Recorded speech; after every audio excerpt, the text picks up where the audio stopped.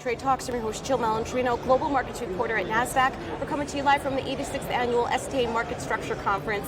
Joining me for this segment, we have Jim Angel, who's Associate Professor at the McDonough School of Business at Georgetown University, and we're going to focus on launching digital currency to keep the US dollar as the leading global currency. Jim, it's great to have you back with me, as always, and this kind of started with China as the first major economy looking to launch its own digital currency. Right.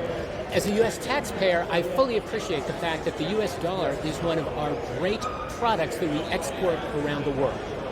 That we provide a safe, secure form of spending, and we as taxpayers earn tremendous rents from the use of the dollar worldwide. We see the technology is changing. Digital technology is real, it is useful. If the U.S. Fed does not release the U.S. dollar in so-called digital or crypto form, other countries will, and we will lose market share to other currencies around the world. So, in order to protect the leadership of the U.S. dollar, we really do need to move forward with a central bank digital currency issued by the U.S. Fed. Yeah, because it seems like it really got headlines when Facebook announced plans for its launch of Libra. ECB kind of followed suit, saying that it wants to come out with its own form of digital currency. So it's like if we don't get into the mix of launching this type of currency, we're going to fall behind. Exactly. Right now, the U.S. dollar is the de facto standard worldwide. If we let other people become the standard in the digital currency realm, we are going to lose market share forever. And now about the FTT, that's also coming into the conversation, the financial transaction tax that's been proposed. What is that about, and how does that impact us? Well, a financial transaction tax is really a tax on your retirement account. It's a tax on retirement savings. Now, the misguided proponents go, oh, it's a tiny tax and it'll raise enormous sums of money for good purposes. But any tax that raises a lot of money is going to have a huge impact on the economy.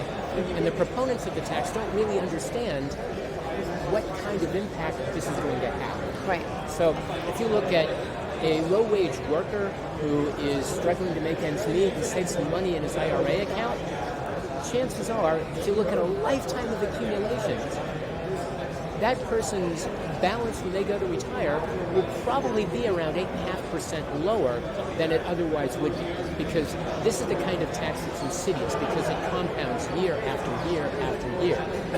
By my calculations, it's roughly an 8.5% hit, or a $20,000 hit on that low-wage worker's IRA account. So really, this is the kind of tax that has huge collateral damage far beyond what the proponents think they're doing with it. Right. They think they're taxing wealth, but they really aren't.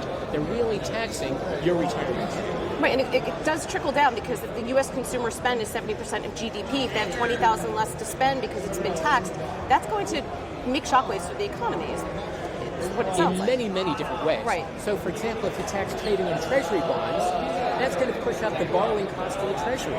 So the Treasury will be charging the tax on one hand and paying it out as higher interest on the other. And those higher interest costs are going to affect businesses, state and local governments. It's really a tax that, when you look at all the tensions and all the impacts, it's no wonder that many countries have adopted this tax and gotten rid of it. We did it before in the United States. We used to have a financial transaction tax, but in 1965, a Democratic Congress and a Democratic president looked at it and said, this tax makes no sense, let's get rid of it. But each generation wants to learn and make its own mistakes, and now the so-called progressives are going, oh yeah, let's tax Wall Street, let's tax trading, but they don't really understand. What they're really saying is, let's tax everybody's retirement. All right, now to wrap up here, something that could help investors, we're seeing commissions go to zero. And I know you have been talking about that. We spoke about that last year as well, yes, where costs continue to come down for investors. Yes. Clearly, as a retail customer, I'm celebrating today because my trading costs just went down even more. So I've basically seen in my lifetime trading costs evaporate. I can remember when the minimum commission at Schwab was $55, and now it's zero. So the retail investor has never had it so good. All right, Jim, thank you so much for joining us as always. And thank you for joining me for the STA Annual Market Structure Conference. I'm Jill Malandrino, Global Markets Reporter at NASDAQ. Thank you.